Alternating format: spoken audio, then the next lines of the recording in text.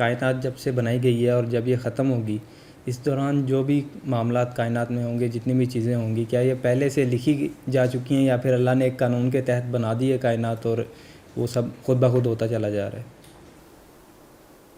دیکھیے، دونوں باتیں درست ہیں. دونوں کو اکٹھا کر کے میں سمجھتا ہوں قرآن مجید کی روشنی میں کہ اللہ تعالیٰ جب کلمہ کن کہتے ہیں کسی چیز کو کہ ہو جا، تو اس میں یہ سارا کچھ متعین ہوتا ہے، ڈٹرمنڈ ہوتا ہے. کہ مثال کے طور پر مجھے اللہ نے حکم دیا کہ تم پیدا ہو جاؤ، اور اس میں یہ شامل تھا کہ میرا قد کاٹ کیا ہوگا، میری شکل کیا ہوگی، میں کس علاقے میں پیدا ہوں گا، کس دن پیدا ہوں گا، کس رنگ روپ کا ہوں گا، کتنے سال زندہ رہوں گا، کہاں کہاں کے دھکے کھاؤں گا، کہاں کہاں تعلیم حاصل کروں گا، کہاں کہاں ملازمت کروں گا. یہ سارا کچھ اس کلمہ کن میں لکھا ہوا تھا، یعنی ڈٹرمنٹ تھا، متعین تھا.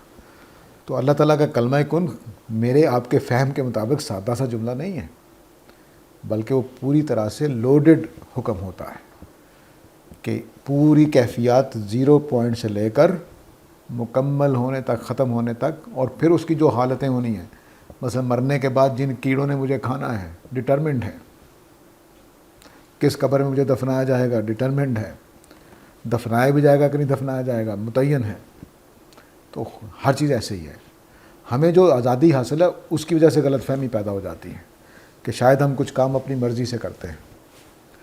میرے ساتھ جو کچھ ہو رہا ہے اور آپ لوگوں کے ساتھ جو کچھ ہو رہا ہے وہ جبر ہے.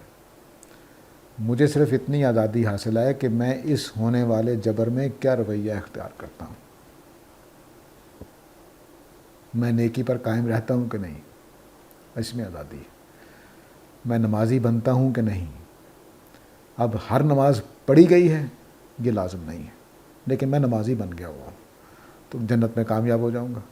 اب کتنی نمازیں ہوں گی کہ میں نے پڑھی ہوں گی لیکن وضو صحیح نہیں ہوا ہوگا، تو کیا مجھے سزا ملے گی ان نمازوں کی؟ نہیں، کیونکہ میں نے نیک نیتی سے وضو کیا تھا، لیکن اللہ کی نگاہ میں پورا نہیں ہے. تو نماز پڑھنے کے باوجود پڑھی نہیں گئی ہے، یعنی ہوئی نہیں، جس کو ہم کہتے ہیں کہ نماز ہو گئی کہ نہیں ہو گئی، تو اس پہ اللہ تعالیٰ سزا نہیں دیں گے. تو کائنات کا جو بھی نظام ہے وہ ڈٹرمنٹ ہے. آزادی صرف مجھے اپنے رویے کی ہے، اپنے طرز عمل کی ہے. کتنی نماز نبی کریم صلی اللہ علیہ وسلم نے عمرے کا خواب دیکھا، عمرہ کرنے گئے، نہیں کر سکے.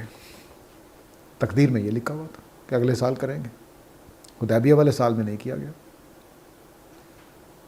تو ڈٹرمنٹ ہے کہ کیا کب ہونا ہے، کیسے ہونا ہے، وہ متعین ہے. نبی کریم صلی اللہ علیہ وسلم فرض کر لیجئے، نعوذ باللہ من ذالک، سمجھانے کے لیے کہہ رہا ہوں، اس وقت اللہ تعالیٰ سے شکایت کر بیٹھتے.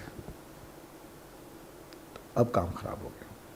لیکن وہ اللہ کا بندہ اس شان سے کھڑا ہے کہ بس اللہ کا حکم آ گیا تو ٹھیک. تو یہ جو چیز ہوتی ہے یہ سمجھنے کی کہ میں نے ان حالات میں کرنا کیا ہے. ہم اکثر پریشان ہو جاتے ہیں، یار کیا مصیبتیں آ رہی ہیں، یہ ہماری قسمت اس طرح کی. نہیں، خدا نے لکھا ہی ایسے ہے. اب آپ نے خدا کے اوپر اعتماد کو قائم رکھنا ہے، اپنے ایمان کو بچانا ہے، اپنے رویوں کو بچانا ہے، اپنے اعمال کو بچانا ہے، اپنے کردار کو بچانا ہے. یہ اس میں ہم آزاد ہیں.